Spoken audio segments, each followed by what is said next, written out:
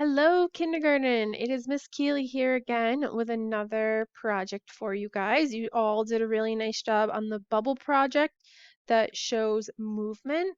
Um, and so this week I'm sending out this video, which is going to be a little bit of information about what contrast and emphasis is, and it will be the first step of your project. This next project should take you 3 different steps, so about 1 step per week. So it will be 3 weeks to work on this one project, okay? Before we talk about that, I want to explain kind of what emphasis and contrast is because those are really fancy words that if I think back to when I was in kindergarten, I would have no clue what they meant, okay? So they're very similar and that's why they are paired together in the same category. So we'll focus on emphasis first. So I'm going to click on our emphasis page right here.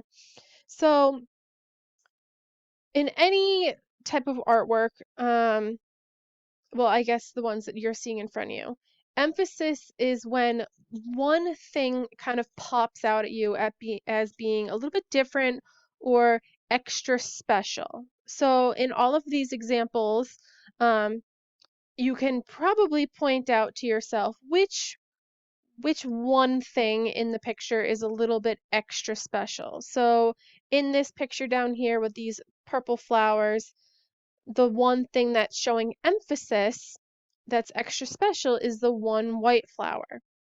In this picture of these birds all lined up, the one that's really extra special and popping out to you as being different is the one blue one.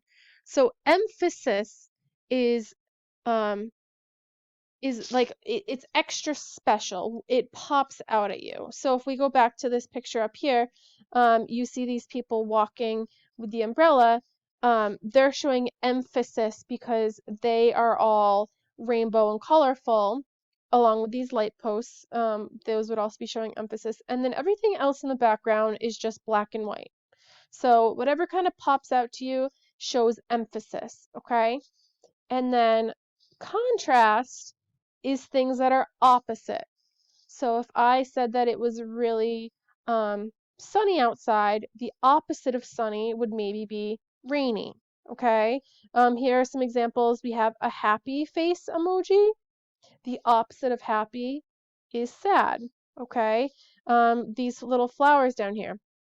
The opposite of big is small.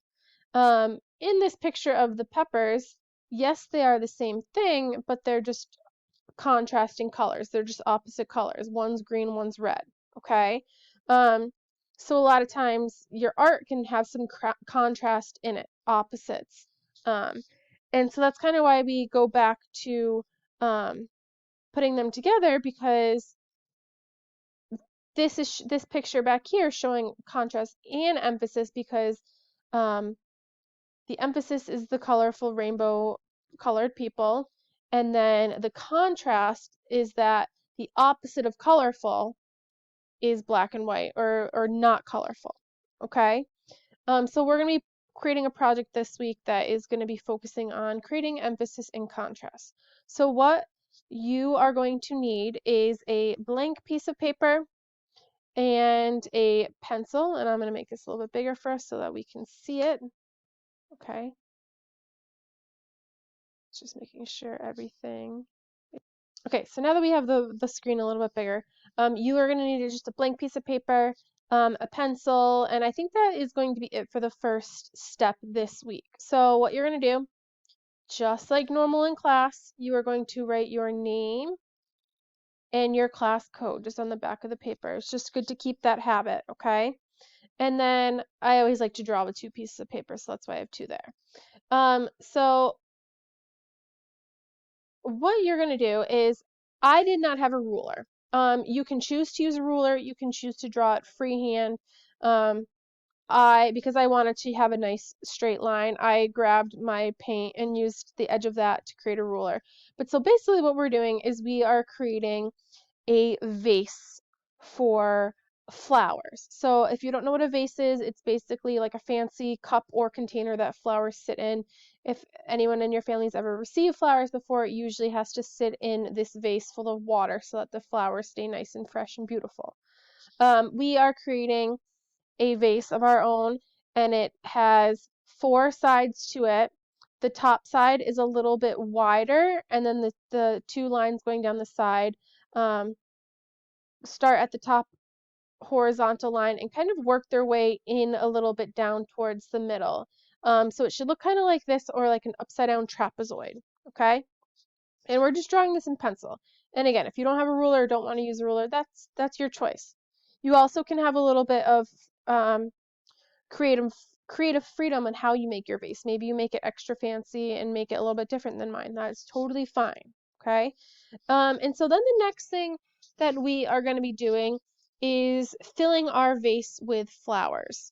So I will try and attach a printout of different flower examples.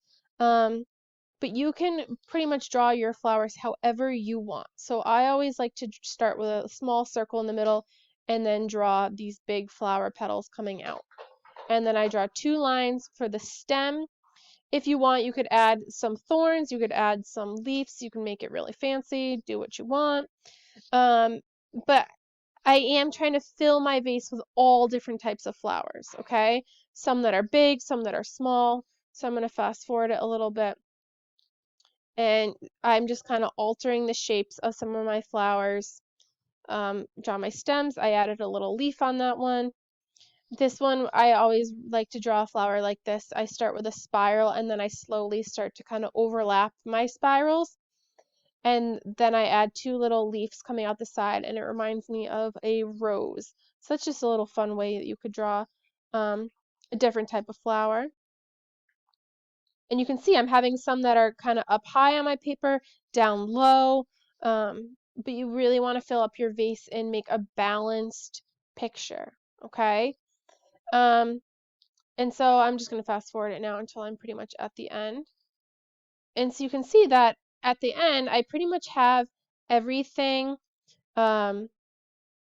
everything's drawn out that I need to draw.